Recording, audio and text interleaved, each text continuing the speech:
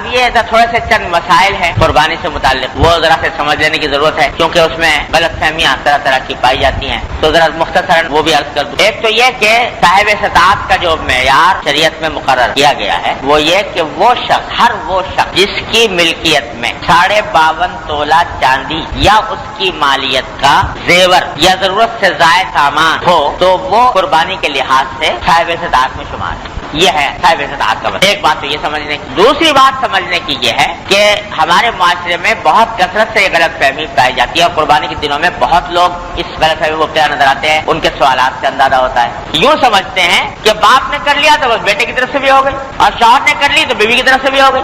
یہ بڑی زبردست غلطی ہے، غلط فہمی۔ دیکھو جس طرح باپ کے نماز پڑھنے سے بیٹے کی نماز ادا نہیں ہوتی، یا ہوتی ہے تو بس باپ پڑھ لے تو بس بیٹے کی چھٹی، یا شوہر کی نماز پڑھ لینے سے بیوی کی نماز ادا نہیں ہوتی۔ ہر ایک کے ذمے اس کی عبادت الگ واجب ہے۔ زکات باپ کے ادا کرنے سے بیٹے کے لیے ادا ہوتی، شوہر کے ادا کرنے سے بیوی کی ادا نہیں ہوتی۔ تو اس واسطے یہ قربانی کی عبادت بھی ایسی ہے کہ ہر ایک انسان پر اپنی الگ الگ فرض ہے۔ اگر شوہر بھی صاحب استطاعت ہے اور بیوی بھی صاحب استطاعت ہے تو شوہر پر الگ واجب ہوگی اور بیوی پر الگ ہوگی۔ باپ بھی صاحب استطاعت ہے اور بالغ بیٹا بھی صاحب استطاعت ہے تو یعنی اس کی ملکیت میں بھی اتنا ہے تو اس پر بھی الگ ہوگی، اس پر بھی الگ ہوگی، ایک سے دوسرے کی ادا نہیں۔ آج ایک صاحب ٹیلیفون پہ پوچھ رہے تھے کہ صاحب وہ ہم تو میاں بیوی کا اپنا آپس میں مشترک کھاتا ہے تو لہٰذا ہم ایک قربانی کر لیں، دونوں کی طرف سے ادا ہو جائے گی کہ نہیں ہو جائے گی؟ تو یہ بالکل غلط خیال۔ ہر ایک اپنی فرائض کا خود ذمہ دار، وہ باپ ہو یا بیٹا ہو، شوہر ہو یا بیوی ہو، ہر ایک اپنی ادا کرنی ہے۔ ایک دوسری غلط فہمی یہ بعض لوگوں میں پھیلا دی گئی ہے کہ ارے بھائی قربانی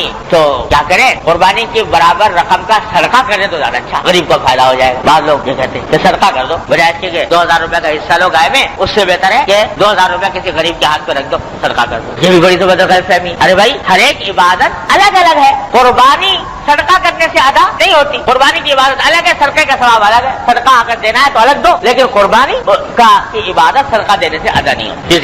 ایک غلط فہمی لوگوں میں یہ ہے، بعض لوگوں میں کہ صاحب وہ قربانی جو ہے وہ جب تک کسی بڑے کی طرف سے نہ کی جائے تو چھوٹا نہیں کر سکتا۔ بہت لوگ یہ سمجھتے ہیں ایک صاحب ملے تو وہ کہنے لگے جی میں ساری عمر ایسا کرتا رہا تو حضور اقدس صلی اللہ علیہ وسلم کی طرف سے قربانی کرتا رہا، اپنی کی نہیں، حضور اقدس صلی اللہ علیہ وسلم کی طرف سے قربانی کرتا رہا اور اپنی کی۔ ایک صاحب ایسے ملے کہ جو کہتے ہیں کہ میں اپنے والد کی طرف سے کرتا ہوں، خود نہیں کرتا۔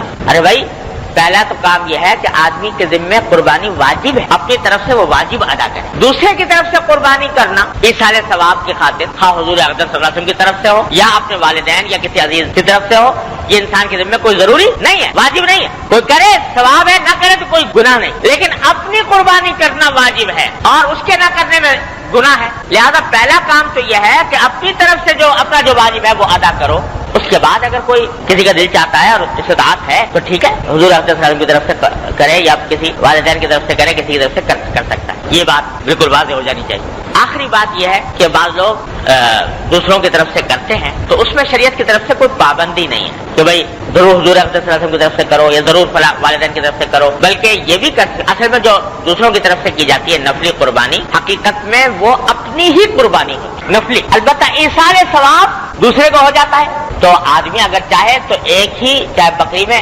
فرض کرو ایک بکرا کیا تو بکرا تو اپنی طرف سے ہوگا نفلی، ایصال ثواب اس کا جتنے چاہے آدمیوں کو کر دو، 10 کو کر دو، 20 کو کر دو، 50 کو کر دو، 100 کو کر دو، ایصال ثواب اپنے سارے اعزاء اقربا کو کر دو، پوری امت کو کر دو۔ حضور اقدس صلی اللہ علیہ وسلم نے ایک بکرا قربان فرمایا، دو مینڈے قربان فرمایا، ایک فرمایا کہ یہ ایک میری طرف سے ہے اور ایک میری امت کے ان لوگوں کی طرف سے ہے جنہوں نے قربانی نہیں، ان کی طرف سے قربانی ساری امت کے لوگ حضور اقدس صلی اللہ علیہ وسلم کر گئے، ساری امت کی طرف سے۔ یہ بھی کلام ہوا ہے کہ بھائی جب کوئی شخص کسی کو ثواب پہنچائے قربانی کر کے تو کیا بٹ کے ملے گا یا پورا ملے گا؟ بعض کہتے ہیں بھائی بٹ کے ملنا چاہیے، اس واسطے کہ ایک عبادت ہے تو سب کو اس کا حصہ ملے گا، لیکن ہمارے بزرگوں کا مذاق یہ ہے کہ اللہ تعالیٰ کی رحمت سے امید یہ ہے کہ انشاءاللہ بٹنے کا نہیں، سب کو پورا ہی ملے گا۔ اس واسطے کہ حضور اقدس صلی اللہ علیہ وسلم جب ایک مینڈا قربان فرمایا پوری امت کے لوگوں کی طرف سے، اگر اس میں بٹوارا شروع ہو گیا تو ایک بال کا کوئی 10واں حصہ بھی ایک آدمی کے بانٹے میں نہیں آئے گا۔ تو اس واسطے اللہ تعالیٰ کی رحمت سے بعید ہے کہ وہ اس قسم کا بٹوارا فرمائے. ہر ایک کو انشاءاللہ کامل ملے. اس واسطے ایک اگر قربانی کی ہے نفلی تو اس میں جتنے بھی چاہے لوگوں کو ایصال ثواب کر سکتے ہیں. نفلی میں فریضہ جو ہے اپنا ذمہ جو واجب ہے وہ اپنی طرف سے واجب ادا کرنا چاہیے, اس میں پھر کسی کا شرکت نہیں. یہ چند مسائل ہیں, یہ موٹے موٹے میں نے عرض کر دیے, باقی تفصیلی مسائل جو ہیں وہ اگر کسی کو ضرورت پیش آئے تو معلوم کر سکتا ہے. بہرحال اس طریقے پر اللہ تبارک و تعالیٰ اپنی رحمت سے ہم سب کو اب صدق کے ساتھ, اخلاص کے ساتھ, اتباع سنت کی نیت سے اور اپنے تقرب کے خاطر یہ قربانی کی عبادت کو انجام دینے کی توفیق عطا فرمائے.